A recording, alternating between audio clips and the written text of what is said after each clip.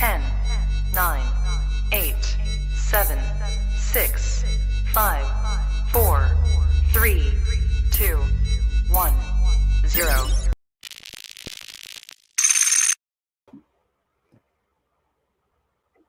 Welcome back to another episode of the Rising Coaches Podcast. I'm Adam Gordon and very excited about our show today. We are joined by Jeff Rutter of Miami of Ohio. And before we bring Jeff in, I just want to make a couple announcements and some housekeeping. First of all, today's episode is brought to you by Lucio Sports. They are the best in sports tech. Anything you need to do with your athletes, with your staff, can be done through Lucio Sports. Their apps, their suite of apps allows you to communicate seamlessly with everybody involved in your program. And they are revolutionizing the way huddles are going down. No longer do you need to sit there with a whiteboard and scribble lines that no one can read to try to draw up a play. Their whiteboard app provides animated play diagrams that you can now use. The big news, the NCAA is allowing technology in huddles starting next season. So you want to get ahead of that with your program.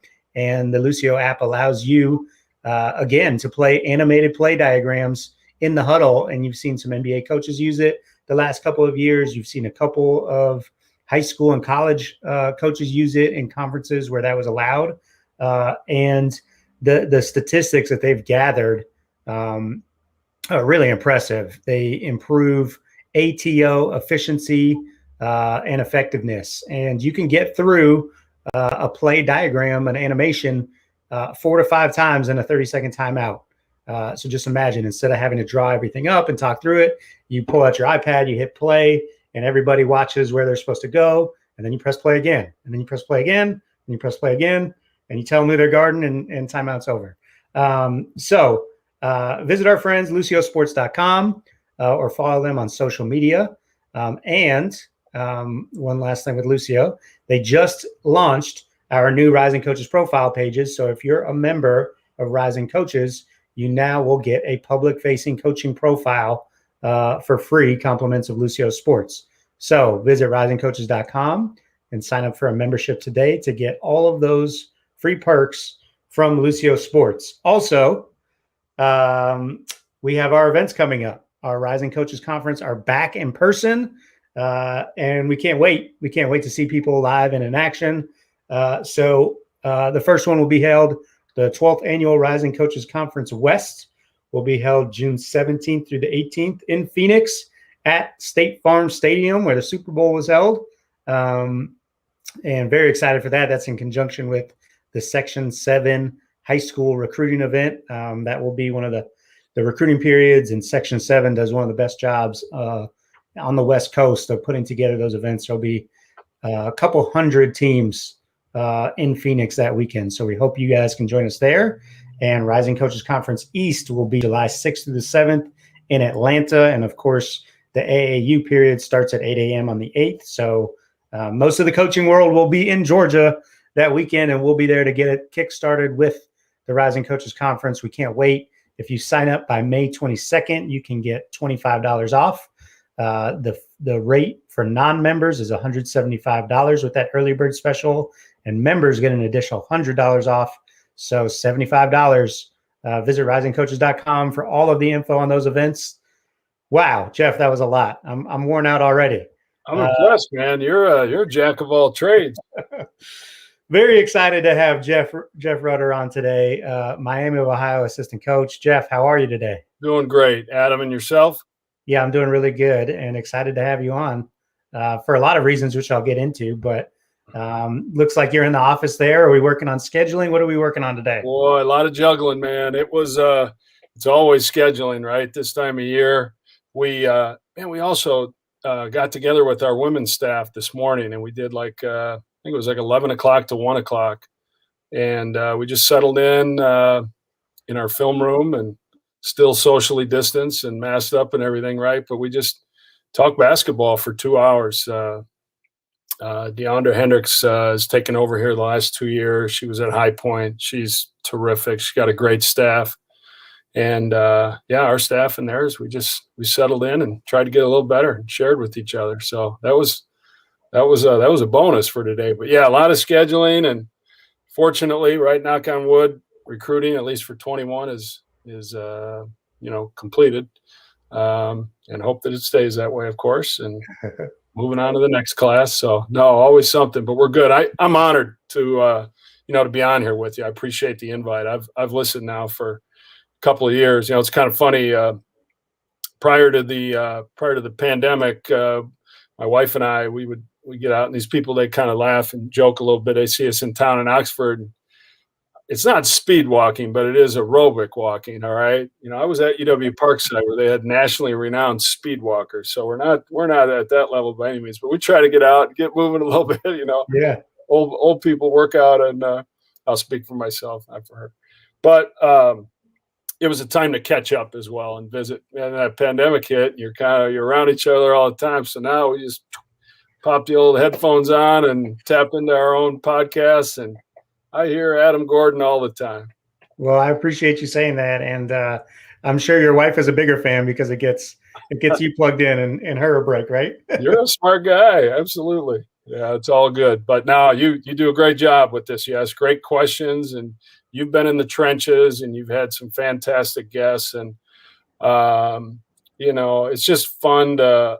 It's just fun. There's so many different opportunities, whether it be podcasts or now all the virtual clinics and presentations. That just having that access to continue learning is it's fun, important, and fun.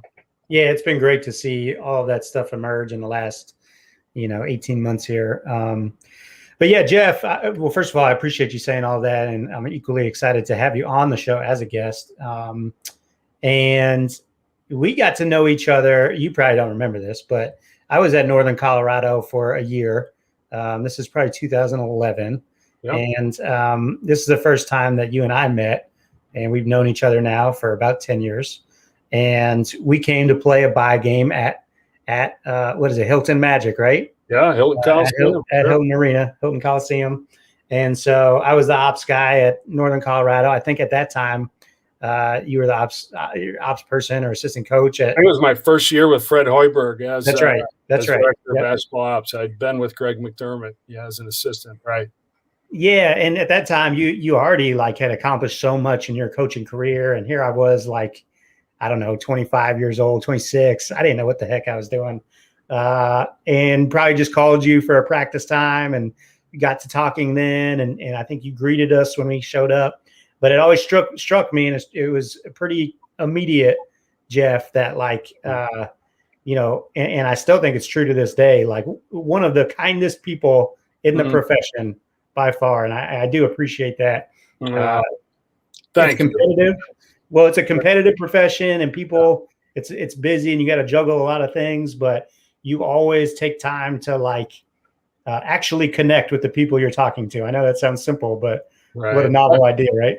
No, I appreciate you saying that, Adam. That's very kind. No, I don't know how to respond other than to say I'm very fortunate. Grew up with some great parents and friends and mentors and the people that I've worked with. 31 years, going on 32 years of coaching at the college level, and I've been with some great people, not good people, great people that just.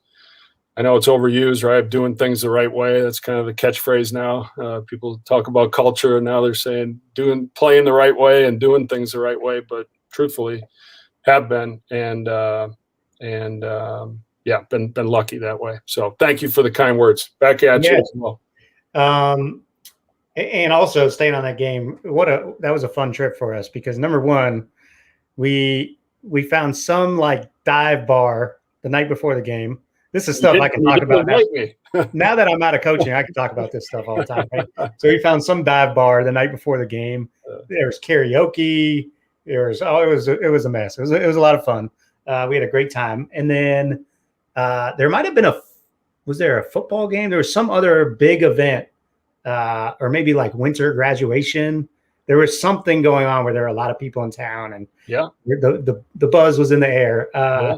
And then the game itself, we were not good that year, but we almost beat you guys. I think it was tied with a minute and a half to go, and you guys made some plays down the stretch to win it. But It was a great game. Yeah, probably Deontay Garrett. He was our good guard that year, and I think he might have made some plays late.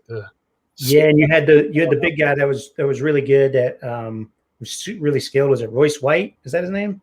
Well, Or not? I'm trying to think of the year now. You said 10-11 or 11-12. If it was 11-12, that was the year, with Royce White, Chris Allen.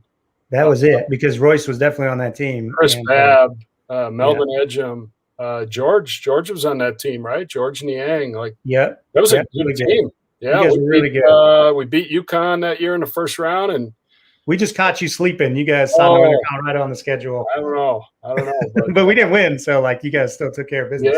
Yeah. No, good stuff, man. A lot of good memories. Absolutely. Well, talk to me about. You've been at it a long time. You've been at a lot of places. You work for a lot of great coaches.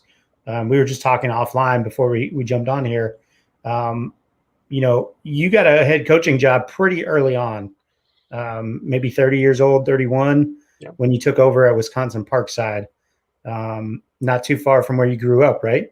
Right outside of Milwaukee, just south of Milwaukee, right. And that Division III school or D2 at the time? D2, yeah. D2. Yeah. Okay. And in that league, you got Bruce Pearl. Yeah, it was a Cadillac league. It was the GLVC, Great Lakes Valley Conference. Some would say the #1 Division II league in the country. And it was when I got the job, it was Parkside was going into its second year. So there were some program components, we'll say, that just were not up to par. And I'm a rookie head coach, and I'm sure those two things that made for an interesting situation, but it was a little bit of gunfight with knives. Bruce Pearl was at Southern Indiana winning national championships, and Ray Harper was at Kentucky Wesleyan. Ken Shields right down the road from us here in Oxford, down in Cincinnati, Northern Kentucky area, was at Northern Kentucky. And the list goes on. Jim Weitzel is now at Buffalo. He was at Lewis, and Royce Waltman. The late Royce Waltman was at University of Indianapolis, and what a league. Steve Hawkins, longtime Western Michigan coach, was at Quincy. So it was you were thrown into the fire. I was 31 at the time. I had been at North Dakota State, and that's a story in itself. Just like how you get that opportunity. I played at Winona State. Was not a great player. Got a degree, finished, and went and got a teaching job in northern Wisconsin, got married and teaching job, and did that for 2 years. And during those 2 years, just trying to find a way to get into college coaching, and knew that the grad assistantship was probably the way to go. So that's a story in itself, right? But if we want to stick on the Parkside deal, 5 years at NDSU, moved from Fargo to Florida. Love Fargo, great place, great people, but we moved Fargo to Florida to thaw out. And was at Stetson for a year. And then after 1 year, I had the opportunity to go to Wisconsin Parkside. And, again, along the way of 31 years of doing this, you get to some crossroads of having to make some decisions, not only for yourself and your family, but just how that impacts the program maybe that you're leaving, and the timing. But I was 31. It was a great opportunity to get my first head coaching job, and we threw ourselves into that deal. Yeah, and you guys improved every year, and it looks like you guys did a great job. And I think 6 years, you spent 6 seasons there before moving on? Yeah, 7 years. Yeah. And we made some gradual progress, and those program improvements, components improved from a scholarship standpoint and operating, staffing, things like that. And, just learning how to win and recruiting, some guys that, could compete at that level with those heavyweights. And we did. We had some good teams, and we just got to a point where, even though I was, kind of in my home territory of that kind of Milwaukee area and family, but it was really, and I think, like your listeners and yourself can understand, you get to some points at times where you're just ready for a new challenge and professional growth. And really, it was nothing more than that. Parkside's a great place, and Luke Riegel was our assistant the last 3 years, and he took over when I left. And he's a terrific coach and a great guy, and he's had really good success there. So I know they have some new administration, and they're doing really good things there. But yeah, we were just ready for a change, professional growth. Had an opportunity to go with Greg McDermott to Northern Iowa. So this is one of the questions that we get all the time is, people always ask about levels, hey, I'm a small college head coach. I want to go be a Division I assistant, or should I go, I may have this opportunity. Should I go? Should I leave? Will I ever get to be a head coach again? Like, do you have any thoughts now that you're like, that was, 20 years ago or whatever, 15 years ago, now that you're removed from it, any thoughts or advice there to give you when it comes to like entertaining, moving on? Right. I think, more than anything, you got to pull the plus minus chart out, right? And you try to be objective about it and forward thinking and have some vision. And, there's no utopia. But there's times where, you need to do some soul searching and talk with your family and talk about goals. And this, again, I was really fortunate after, again, finishing at Winona State, high school level for 2 years, working my tail off to try to get my foot in the door somewhere, one of those 150, 200 random letters out to, high majors, mid majors, low majors, small college, everyone, and got a lot of Dear John letters. Saw a lot of nice stationery coming back my way, but no takers. And then after that second year, had an opportunity at Wayne State College in Nebraska, Division II at the time, to interview with the head coach, Steve Eggers, at the Final Four in Denver. So I'm up in northern Wisconsin. I take off 1990, right? Drive this Honda Civic to Denver to meet with Steve Eggers. And through working camps and such, I buddy up with a friend of mine, Dave Schlaubaugh, who's currently the head coach at Cornell College in Iowa. Great guy, great coach. He's like, hey, you can stay with me. I'm at the Thunderbird Motel in Denver. If you don't mind, my roommate's Don Showalter, and he'll be fine with it. Of course, Don's a Hall of Fame coach in Iowa, 40 plus years. He's with the USA national team, and one of the best coaches and teachers in the country. And I'm sleeping on their floor, and it was a great way to meet Coach Showalter, and we laugh about it to this day. But interviewed with Steve Eggers, it went well. He invited me out the next week to Wayne State, so drove back to Wisconsin and back, to Wayne State to do an official interview. Well, a week before the Final Four, I get an opportunity to go to North Dakota State to interview there. And then I'm that close. I knew of Rich Glass, and I drove another hour and a half north and interviewed with Rich Glass at his daughter's, track meet. And his wife put a blanket around me. It was cold, man. It was spring in Grand Forks. Like, come on, it's cold. But so I had these potential opportunities, and really felt like the North Dakota thing there. It was a kind of a remote possibility because he felt he had his guy coming back. But the NDSU one was wide open, and that was the one that I really hoped to get.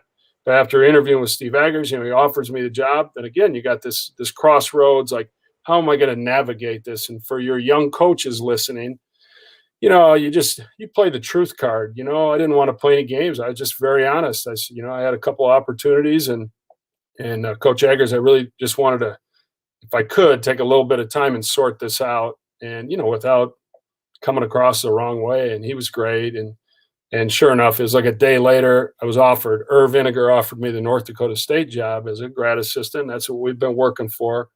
Called Coach Eggers, and sure enough, a week later, man, I read in the paper or whatever it was that he's off. He took an assistant job at Pepperdine, so welcome to college coaching. I mean, this stuff's fragile. But we went up to Fargo and had a great experience, and there's a lot of twists and turns, during those 5 years.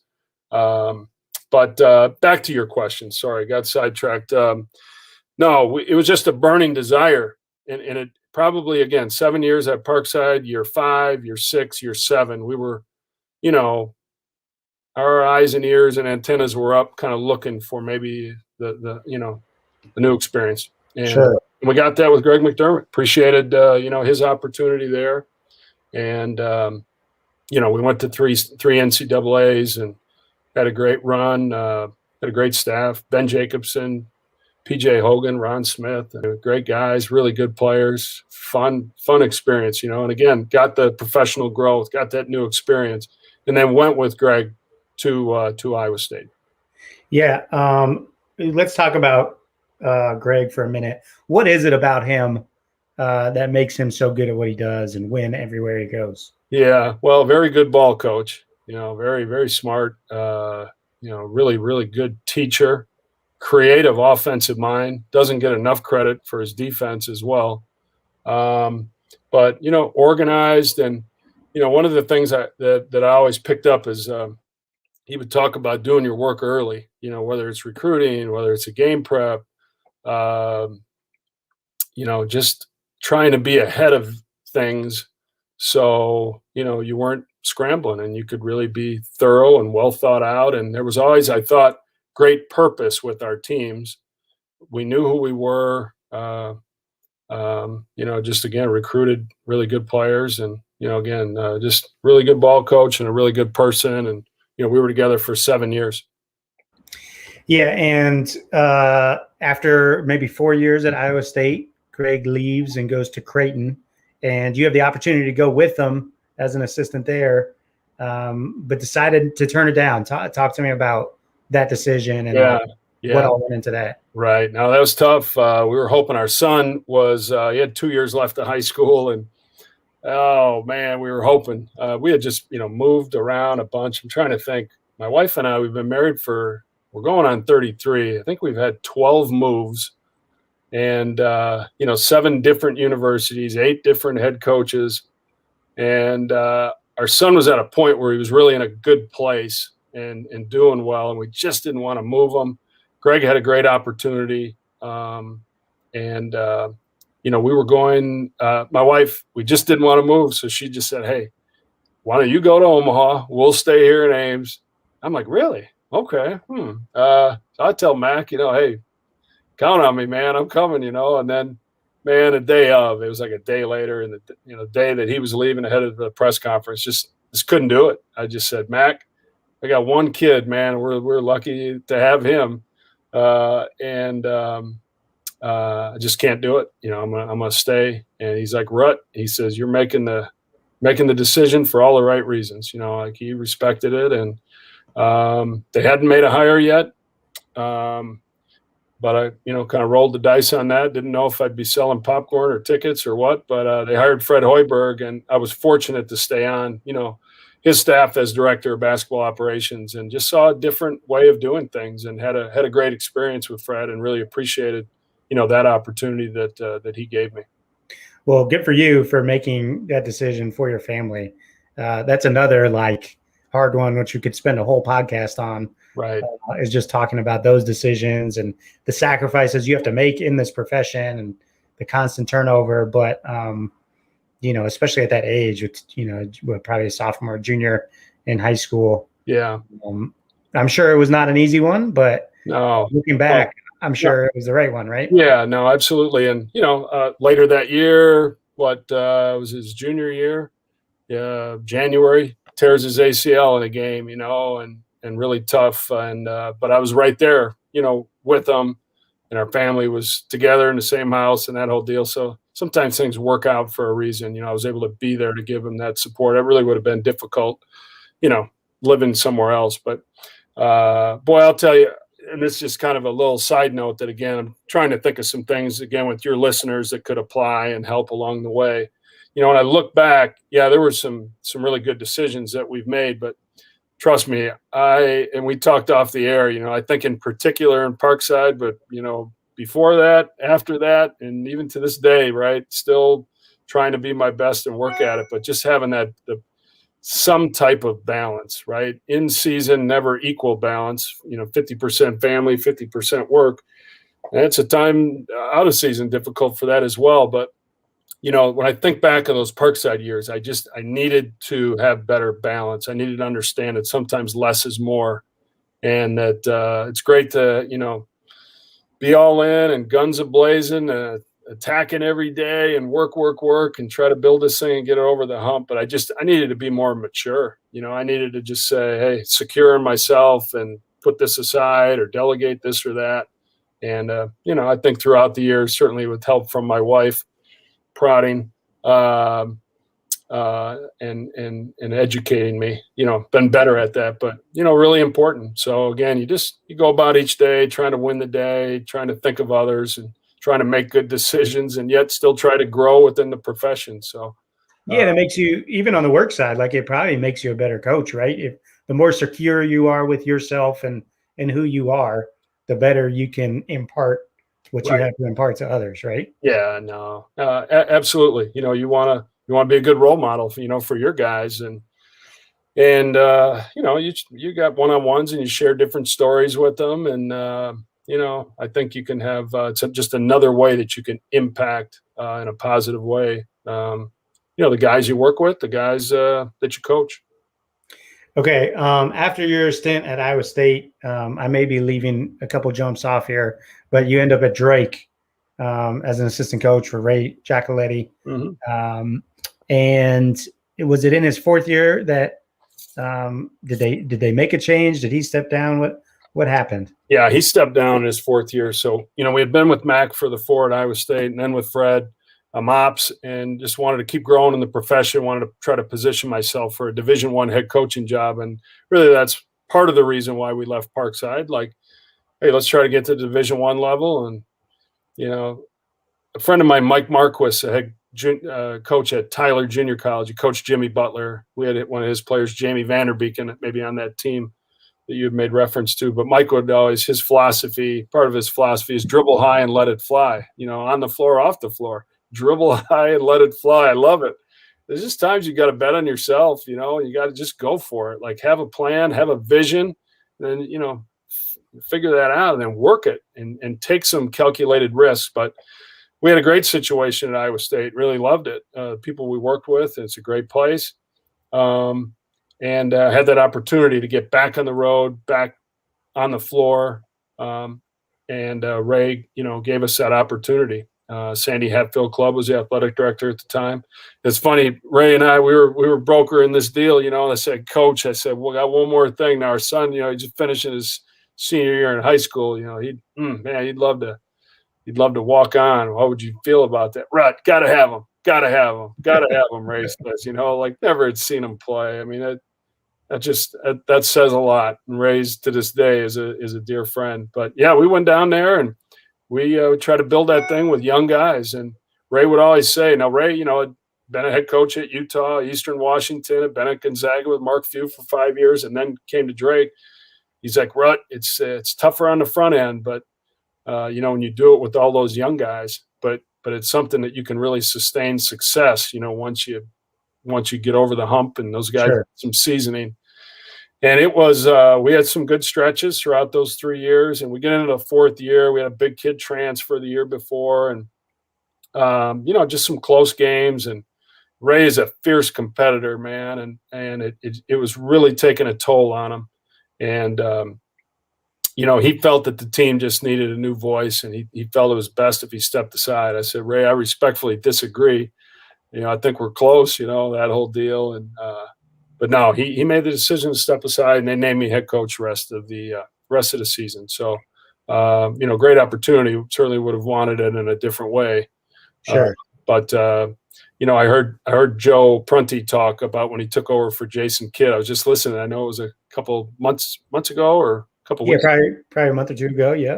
Yeah, it was great. It was a great podcast. But he's like, well, we've got a game tonight, and our mission is to put our best foot forward and try to win the game. So, we had to move forward. Ray had laid a great foundation, and so we moved on, man. Like Doc Rivers would say, this deal's it's a partnership. You tell the guys, again, everybody I've been with, they've just done a great job of instilling confidence in guys, and I wanted to make sure that our guys knew, because sometimes you go through those tough times and coaches are emotional, and it's difficult environment at times. And this was kind of a fresh start for all of us. And Ray knew that. That's part of the reason why he chose to do what he did. And we just said, I don't know if I used the phrase dribble high, let it fly, but we did embrace the three. And yeah, we tried to, play fast and free. And we had a pretty good run, man. We won 5 straight at home. We won at Missouri State, first time in like 25 years. I thought that president and the AD were going to pull the trigger on the deal, but it just didn't work out that way, and that's okay. The president was in his second year, and I think at the end of the day, he wanted to hire his own guy. Maybe but no regrets. We put our best foot forward, and we tried to really help our guys have a quality experience, to just enjoy the journey, college basketball. And can you, what time of year was it that they made the change? And yeah, it was early December. We had just come back from the Great Alaska Shootout. Okay. And we went to DePaul in early December. Tough, close loss. And then a tough overtime loss that Saturday at home against Fresno. And I got a call from Ray on Sunday, and, kind of a normal deal. We talked about the game. And then Monday he called me in the office. He said, we're going to make, there's going to be a change, and you're going to take over. And so the press conference was on a Tuesday, and on Wednesday mornings, we always had morning practices, early practices. And I think I've shared this story with you before, but so, hey, I was really, again, excited for the opportunity. Again, wish it could have came at a different expense, a different situation. But, we had met with the staff the day before and, hashed out a plan for the next couple of months, got their input, had a great group of guys. And, man, that morning, I don't know if it was 5:30, 5:45, I bolted down that driveway with the car. And as I got in and I turned the song on the radio, and I normally don't listen to 80s stuff or whatever, but the song was on by Whitesnake, and it was "Here We Go Again." And I'm thinking, are you serious? I gotta set the tone here for you.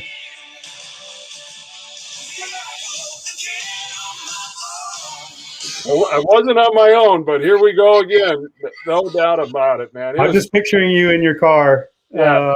5 a.m, right into practice. That song comes on. I got a picture in my mind. You can't ruin this image for me.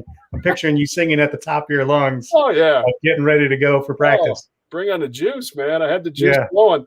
There was one little hiccup though, as I'm coming down the driveway, and I kind of pulled on into the street. I noticed that things were a little hazy. Right? I'm like, you got to be kidding me, man! I forgot to put my contacts in.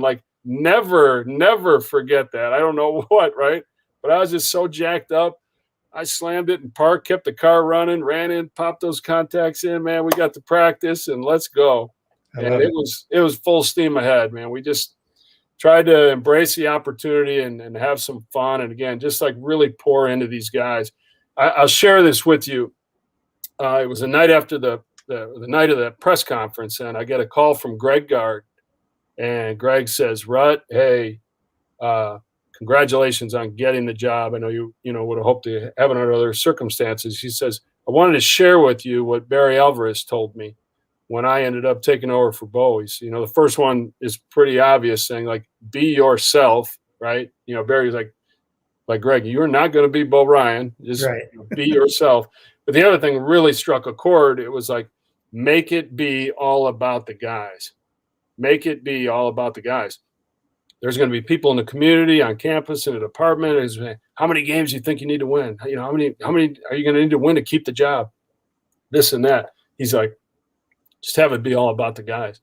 And it really aligned how I thought anyways, but it really supported that. And it was very, very helpful. And it was very kind of him to make that phone call. But it was about the guys. It was about finding a way to help these 15 guys have a quality experience, practice, games, off the floor, A through Z, to be able to enjoy the journey. And, you hope wins come along the way, and we did. We had some really great wins and great experiences and some tough losses and some different things. And then, again, wish it would have ended, differently. But, again, you put your best foot forward, and it was a life experience. So, and just have tried to carry that, onto, this next opportunity here at Miami, and, working with great guys here. Jack Owens, he gave me a chance. I mean, things go full circle, right? In 1989, 90, I'm writing all these letters on this Brother typewriter, and sending out all these cover letters trying to get a grad assistantship. Well, here we are, and what the heck year was it? 16, 17. So spring of 17. instead of writing the letters on the brother typewriter, man, I'm blasting texts out to all my guys like, hey, I'm not sure how this Drake deal is going to go down, but man, if you hear of something out there, feel free to pass my name along. I'm looking. Well, Jack Owens it was at Purdue, had a great run, gets the Miami job. I hit him with a text. Hey, and we knew each other. He was at Southern Illinois when I was at Northern Iowa, but just said, hey, congratulations on the job, man. That's awesome. Happy for you and your family. You're going to do great. Not sure what your staff situation is, right? But if you're looking, things didn't work out at Drake. I'm looking, but feel free to share my name. Shoot, 2 days later, I get a call. He's like, hey, are you going to be in Phoenix for the Final Four? Yeah. He's hey, why don't we meet up Friday night? Great. And we met on Friday, and we had a great talk. And he's like, hey, I'd like to meet again, on Saturday.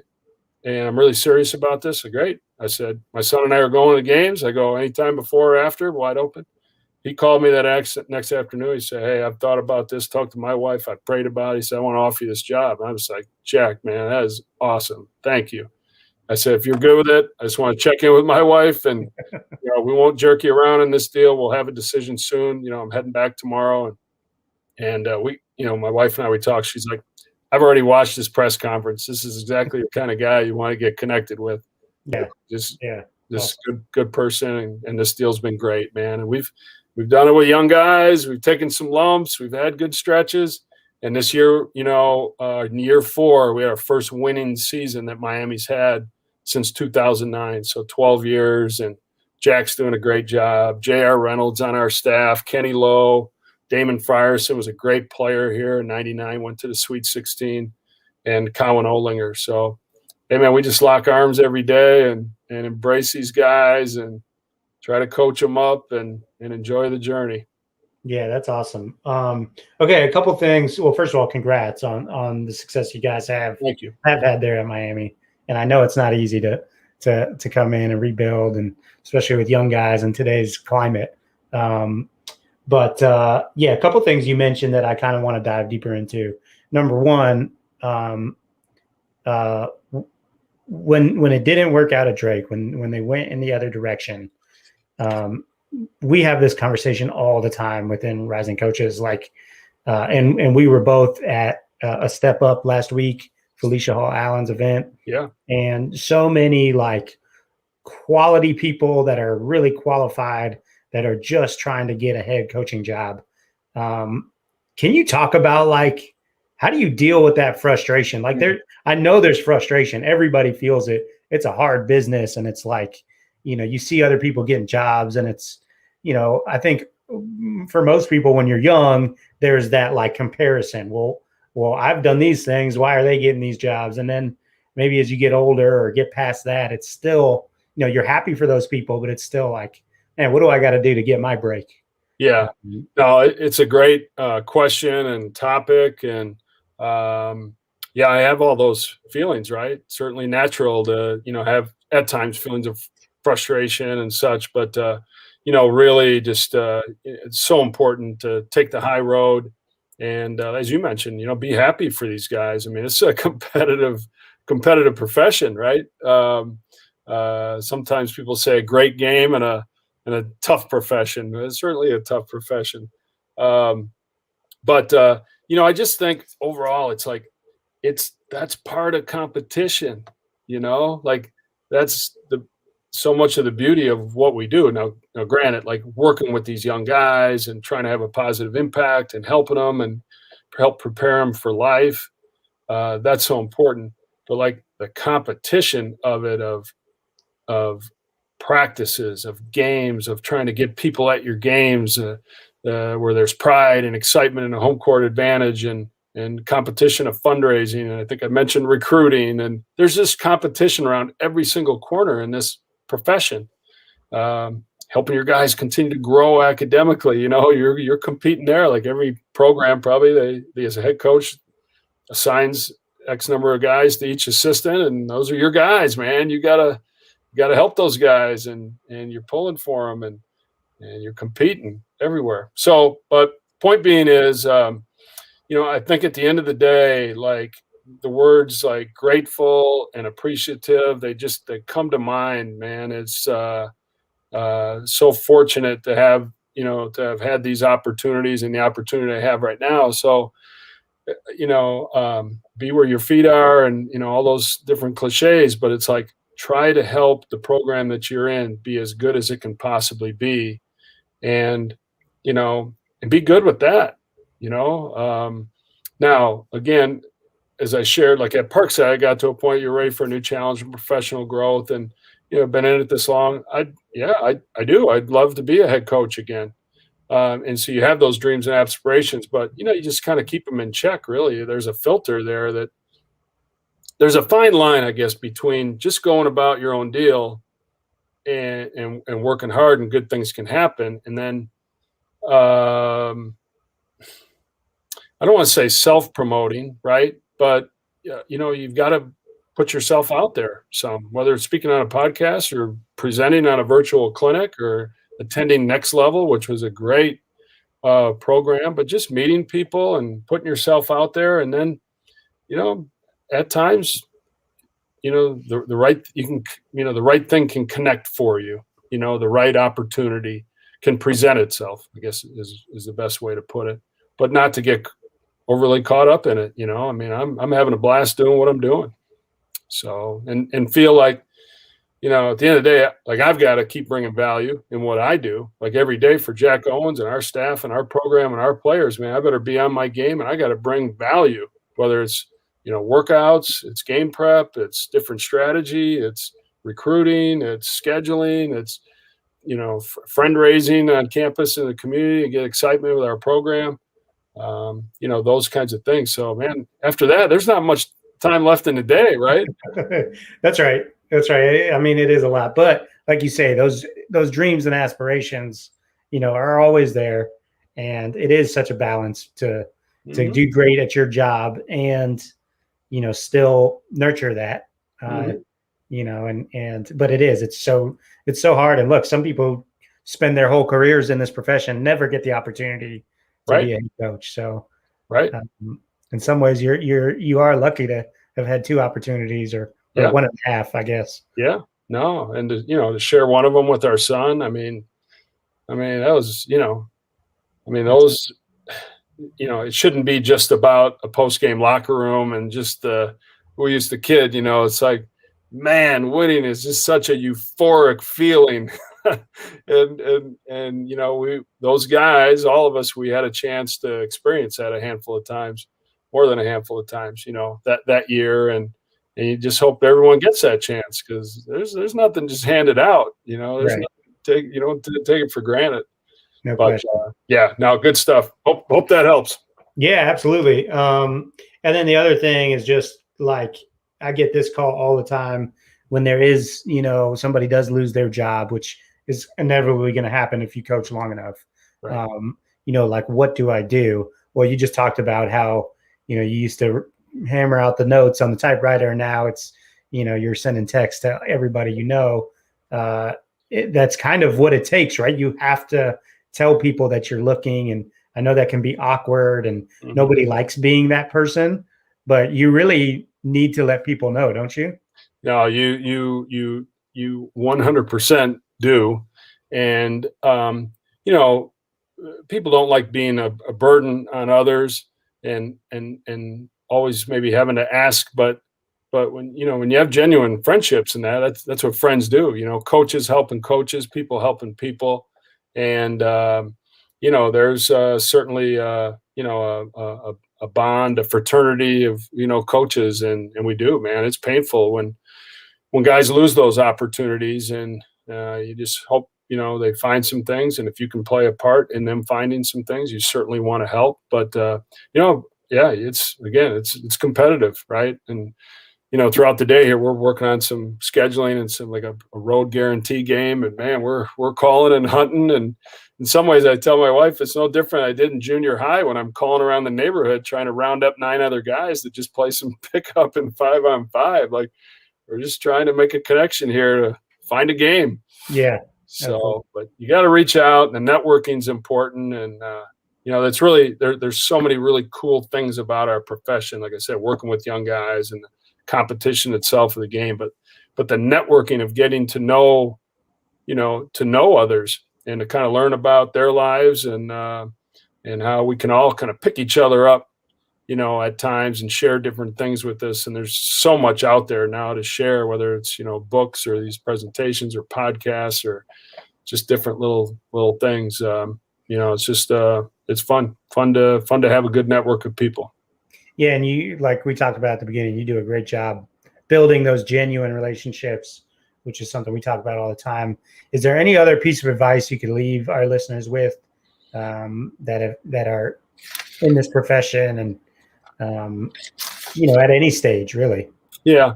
I think, again, I mentioned the word value, to make sure that's first and foremost, right? Is like, what kind of value can I bring? So for a young guy trying to get an entry level position, let's say, what is the value you bring other than like being a great guy, having a positive attitude, having a relentless work ethic? What else, right? Hey, I'm a great tech guy, like with film, film breakdowns and edits and all those kinds of things, man. I've done it. I'm really good at it. Like I can bring this to your program, or man, with a computer, I can do this and help with social media and these graphics and this and that. That's great. And I love the game. I played some, but I just have a passion for this. Like, okay, this person is bringing some great value, especially to a dinosaur like myself who needs help in those areas, like knows what he wants, but doesn't know how quite to do it.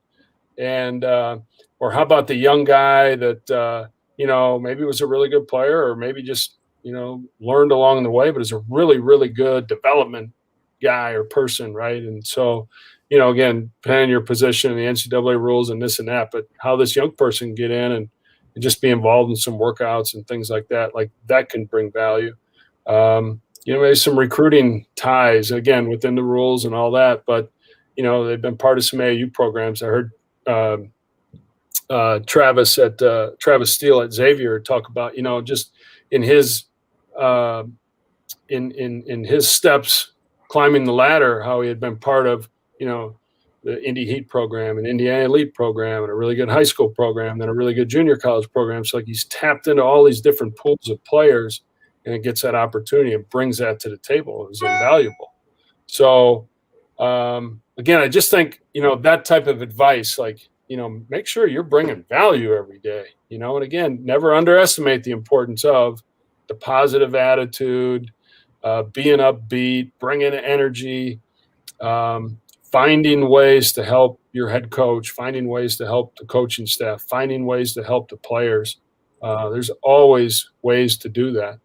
And taking advantage of your opportunities, man. You get your foot in the door, like, put your foot on the pedal, man, and all gas. Dribble high and let it fly, right? Dribble high, let it fly. We talk here about all gas, no brakes, and all those kinds of things. But it's fun. Hope that helps. Absolutely. Well, Jeff, I really do appreciate you jumping on and sharing some of this stuff with you, and wish you the best of luck. Thank you, Adam. Again, I really appreciate you having me on, and I speak on behalf of all coaches. I really appreciate all the efforts that you've done with rising coaches. I mean, the sacrifices that you've made.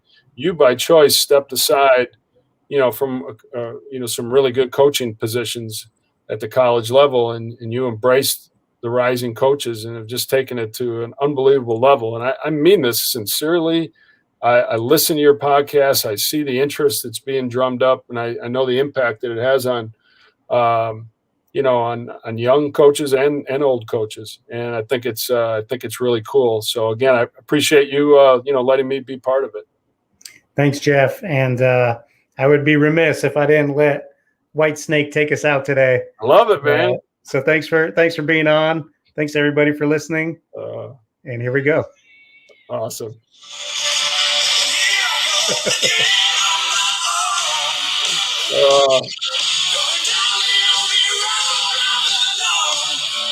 And for it to be a true story. Great song.